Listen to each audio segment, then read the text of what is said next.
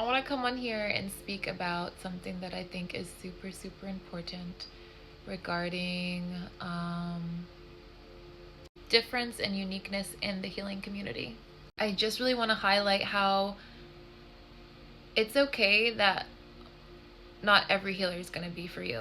And what do I mean by that? Not everyone that claims to be a healer or a worker of healing is going to work well with you or resonate with your frequency.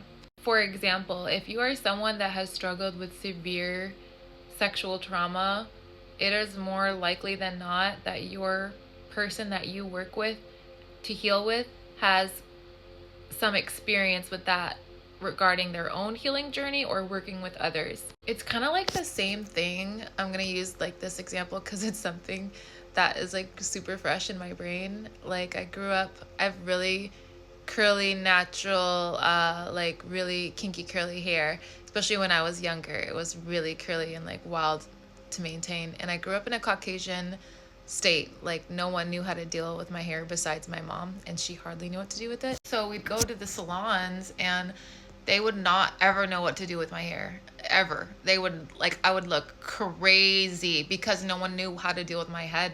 They never had someone's hair like mine before. So they're like, okay, we're just gonna do what we think we're supposed to do or what we usually do with our hair and see if that works. And of course, because I'm different, it's a different head, it's a different like style, it's different texture, it's different like there's different components with the hair. So because I didn't really know how to work with my hair, I ended up looking crazy, you know? I mean, my hair is still a journey, but I roll with it now. It's not a headache. It's just, you know, whatever it wants, I go with it. Anyways, back to healing. Just because someone claims that they're a healer does not mean that they're going to be your healer. Being a healer means they have healed themselves. They have worked on themselves and their own healing, and they are able to facilitate healing with themselves and most likely help others that have went through similar things than them, or similar situations that they have healed from or helped others heal out of. So if they have no resonance or understanding of your trauma, do not work with people that aren't going to understand your trauma, because more than likely it's going to just create more chaos in that realm because they're not understanding your particular wound and they may cause further damage. This is why a saying trauma-informed healing is very important. If you are someone that has deep trauma, make sure that your person that you're working with is actually trauma-informed so they're not inducing more damage. I say this also because imposing on people's will is super important with spiritual energy, with healing, with karma. When people impose on people's free will because we think that it's the right thing for us to do when really it isn't, that's going to cause extreme karmic backlash because you're coming into someone's journey and disrupting their healing journey because your ego is, or you're imposing will on what their, free will or their choice of will is to do. I hope that makes sense. But basically, when it comes to healers and healing, be discerning. Take your time. Don't go to the first person that you meet. Don't go to the first people that you meet. Just because your friend goes to someone doesn't mean that they're going to work for you as well. Just because someone did something does not mean it's going to work for you. Something about healing is we're all unique, and that's what healing's going to teach us is we all need our own unique formula, formulated of different things. Some of us need plant medicine. Some of us cannot use plant medicine, for example. Those are different things. So the person that uses plant medicine, they're going to be able to use it for certain things. And the person that doesn't, they're going to have to find something else that kind of fills that space and takes the place of what plant medicine would do. It could be yoga, it could be meditation, it could actually be a talk therapy, a sound healing, a dance therapy, so many other things that could take the place of the plant medicine, because plant medicine is more of an extreme type of healing, which brings me into the next part of what I want to talk about is healers that are aggressive and healers that are non-aggressive. And then you have the healers that can do both. Sometimes we need an aggressive healer. We need someone that's going to come in and kick us in the butt, that's going to help us, because that's what we need. We need a tough love type of love.